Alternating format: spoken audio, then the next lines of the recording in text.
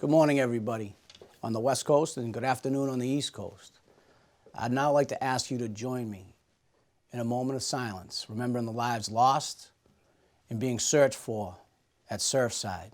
And I'd also ask you to join myself and the GST tomorrow at noontime, where we will be with our USAR teams and Local 1403 Miami-Dade in a moment of silence. We ask every IAFF local to join us as we remember those tragically impacted by the devastating collapse in Surfside. We're asking every local to have their apparatus pulled out on the apron and stand at attention for 1 minute. I'd also like for you to remember in this moment of silence Laurie Underwood, the Secretary-Treasurer of Baltimore City Local 734, we sadly lost in an accident yesterday.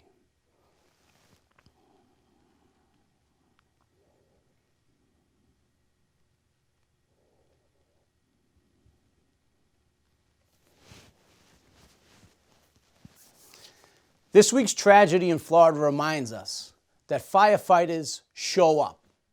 And when we show up, we ask one question: how can we help? Well, the IAFF is here for you for one reason: to support you and protect you. This means keeping you safe, keeping you trained, and keeping decision makers educated about all that we do. This is our first ever virtual Alfred K. Whitehead Legislative Conference. It's about the critical need for policymakers and politicians to know us fully and understand our issues. Let's face it, our issues are really community issues, because without expert fire and EMS services, our cities and towns will be less livable. You know, I've often talked about how the mission of the IAFF starts in front of a church. And we know that we've come a long way over the years. But a couple of weeks ago, I attended the Fallen Firefighter Memorial Sunday in Boston. And the orator of the day, the guest speaker, was the granddaughter of a Boston firefighter named John McLaughlin, who was appointed to the fire department in 1913. The life of a firefighter in those days was not an easy one.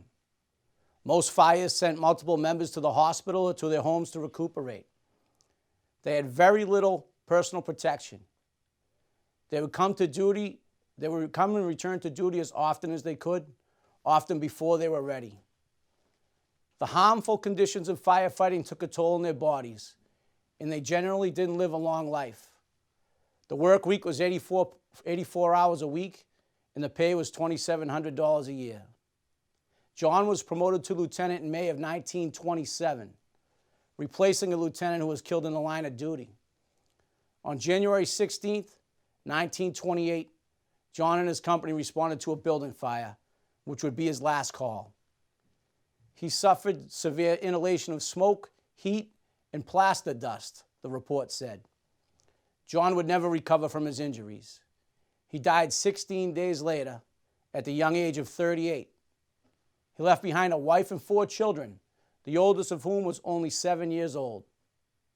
After his death, his widow was awarded a $600 annuity. That was it.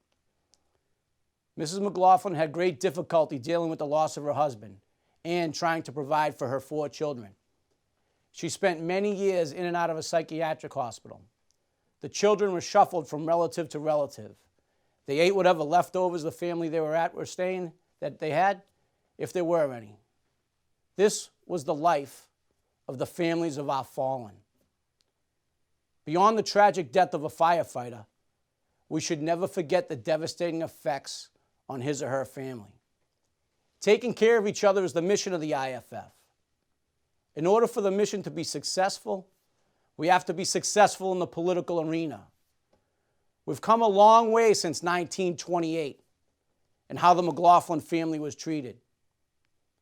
But we still have a lot of work to do, taking care of the families of our fallen. In 2021, we're presented with a unique moment in our political history of the United States. With allies in the White House, a Democratic majority in the House, as well as the ability to break a tie in the Senate with the vote of our Vice President. Let me be clear. Our issues are not Democratic or Republican. They're firefighter issues.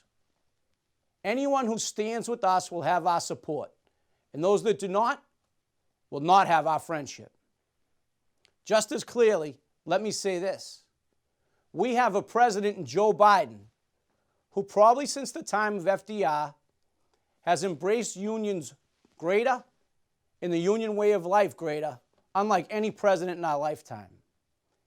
We have a president who reminded the entire world that our National Labor Relations Act does not merely tolerate unions, it encourages them.